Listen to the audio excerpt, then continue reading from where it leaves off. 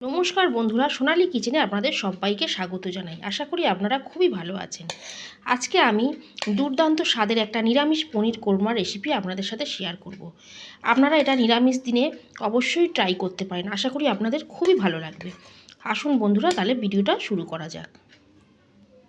আমি একটা প্লেট নিয়েছি, তার মধ্যে নিয়ে নেব হাফ চামচ লবণ, হাফ চামচ কাশ্মীরি লঙ্কা গুঁড়ো, হাফ চামচ কর্নফ্লাওয়ার, আর নেব সামান্য একটু হলুদ গুঁড়ো, আর তার সাথে দেব অল্প একটু সাদা তেল।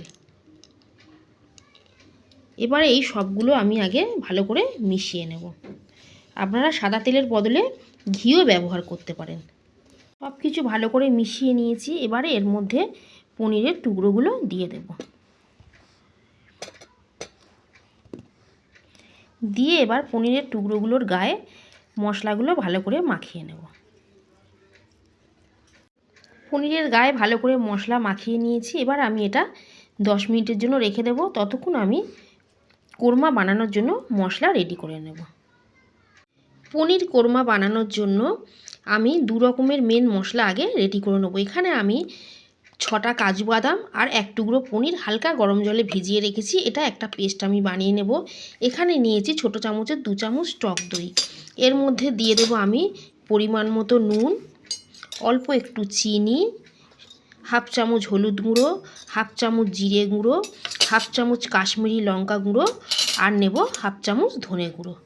দিয়ে এটা আমি একটা পেস্ট বানিয়ে রাখবো। সর্ষের তেল ভালো করে গরম হয়ে গেছে। এবারে আমি ম্যারিনেট করা পনিরগুলো ধিমে আঁচে ভালো করে ভেজে নেব। আমি আজকে পনিরের কোরমাটা সর্ষের তেলে করছি।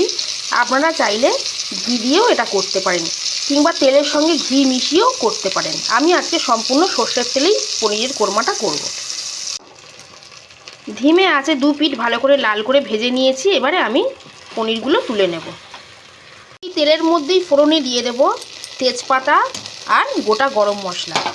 এখানে গোটা গরম মশলার মধ্যে আছে দারচিনি, এলাচ, লবঙ্গ, 4টে গোটা গোলমরিচ আর অল্প একটু সাজিরে। ফোড়নটাকে আগে একটু ভাজা ভাজা করে নেব। ফোড়ন দিয়ে সুন্দর গন্ধ বেরিয়েছে। এবারে এর মধ্যে দিয়ে দেব আদা আর কাঁচা লঙ্কা বাটা।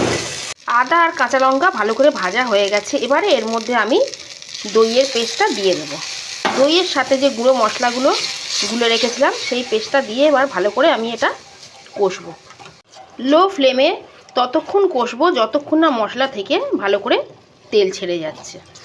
কষতে মশলা থেকে খুব ভালো করে তেল ছেড়ে গেছে। এবারে আমি এর মধ্যে দিয়ে দেব কাজু বাদাম বাটা।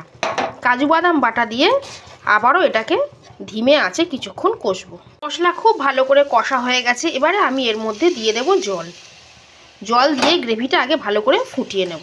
গ্রেভি খুব ভালো করে ফুটতে শুরু হয়ে গেছে। এবারে আমি এর মধ্যে দিয়ে দেব ভেজে রাখা পনিরগুলো। দিয়ে কিছুক্ষণ আমি ফুটিয়ে নেব।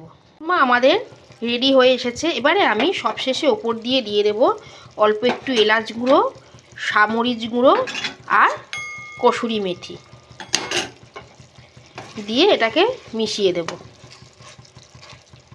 নিরামিষ এই কোরমার রেসিপি আপনাদের কেমন লাগলো অবশ্যই আমাকে কমেন্ট করে জানাবেন।